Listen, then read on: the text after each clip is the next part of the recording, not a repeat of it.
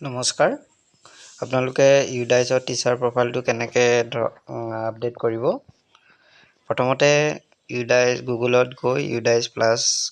click কৰিব লাগিব teacher module তাৰপিছত ইয়াতে আপোনাৰ এণ্টাৰ কৰিব লাগিব user name and password user name হৈছে আপোনাৰ স্কুলৰ যিটো ডাইচ কোড আছে সেইটো আৰু পাছৱৰ্ড আৰু কেপচাৰ দিয়া থাকিব কেপচাৰটো এণ্টাৰ কৰিব মোৰ ইয়াতে কেপচাৰ দিয়া আছে 88A4D9 আপোনালোকৰ বেলেগ বেলেগ আহিব পাৰে দেন ক্লিক দুটা অপচন আহিব ব্লক আৰু ডিষ্ট্ৰিক্ট আৰু এটা আহিব ক্লিক আৰু টিচিং আপোনালোকে টিচিং যিটো লিখা আছে গো টুত ক্লিক কৰি দিব দেন আপোনালোকৰ স্কুলৰ প্ৰফাইলখিনি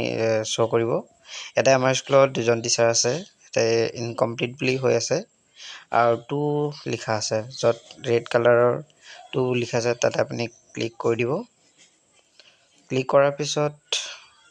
অলপ ৱেইট কৰিব লাগিব ৱেইট কৰাৰ পিছত আপোনালোকৰ স্কুলৰ প্ৰফাইলখিনি শ্ব' কৰিব টিচাৰৰ যিখিনি প্ৰফাইল আছে শ্ব' কৰিব ইয়াতে ইনকমপ্লিট হৈ আছে জেনেৰেল প্ৰফাইলটোত মই ক্লিক কৰি দিছোঁ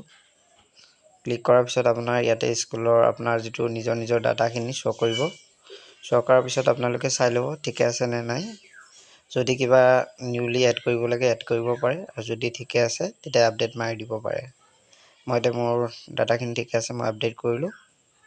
এতিয়া পিছত আপুনি নেক্সট প্ৰফাইলটো আহিব তাতো আপুনি চাই ল'ব ডাটাখিনি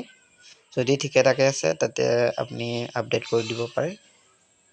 এতিয়া মই আপডেট অপশ্যনটো ক্লিক কৰিলোঁ দেন আকৌ আহিলে